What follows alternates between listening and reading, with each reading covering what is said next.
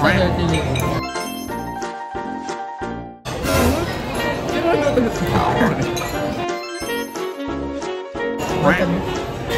Di pa naman ako sweet po.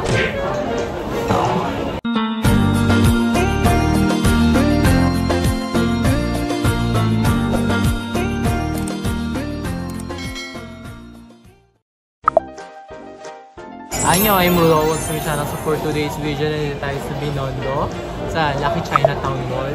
So, dito tayo kakain sa King Chef. Tapos, na-try natin yung mga food nila dito. I-rate natin. Very, Chinese ang atake natin. Yung si Gine, food review din. Tayo ay nasa fine dining restaurant.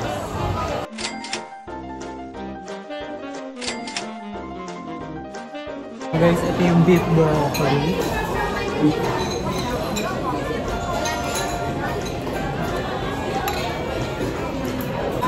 Sakto lang yung alat.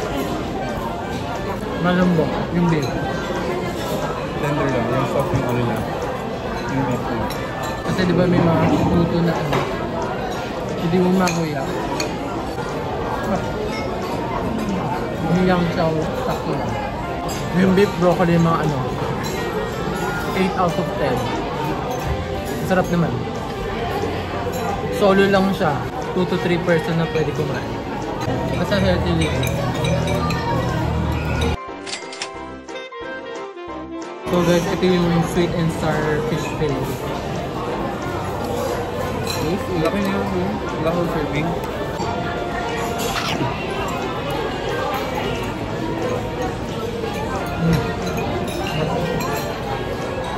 Napakalambot ng fish. Chop. Giving 10 out of 10. I love it.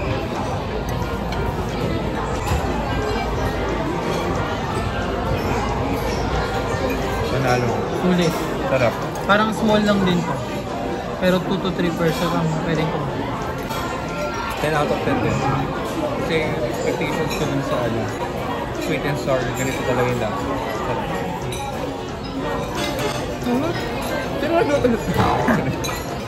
Sige nga, sigaw ka ano. Ayaw. Tayo ay nasa fine dining restaurant.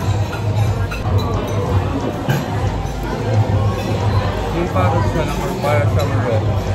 Kasi medyo matigas ko siya.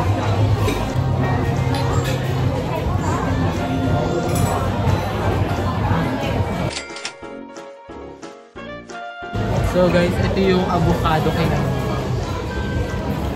very taho ang mata. Very what? Taho. Hap.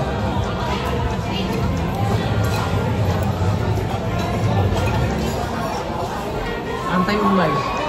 Hap. Tamis. Giving 9.5 out of 10.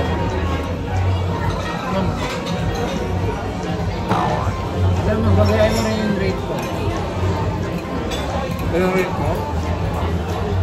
9.5 out of 10.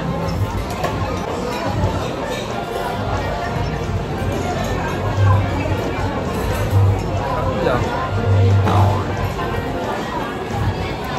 Pero ang ganda, lasang-lasa yung avocado. Hindi siya yung like parang touch ng avocado. Talagang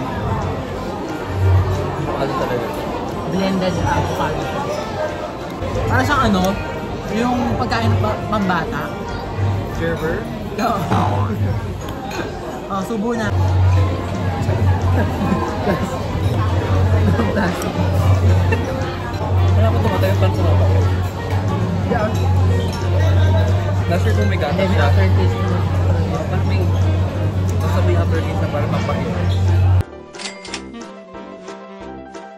Nata de coco with light.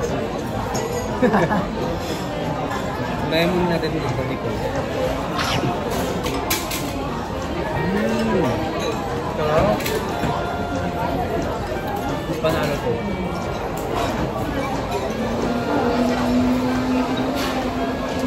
Actually, parang siya lasang cherry. Hindi siya lasang lychee. Parang siya cherry bubble ba? Hindi niya talaga naman yung cherry bubble. Parang mas nalasan yung cherry. Bakit lychee? Cherry ata ito. Lasang sagot bilang. Cherry fix. Cherry ata ito. Hindi lychee. Hindi tayo. Tikman natin. Sa yung isa. Sa yung isa.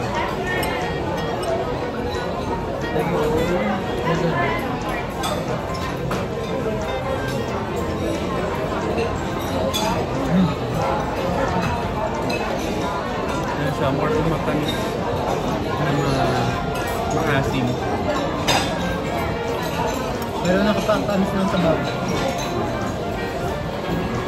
Siguro maano lang to.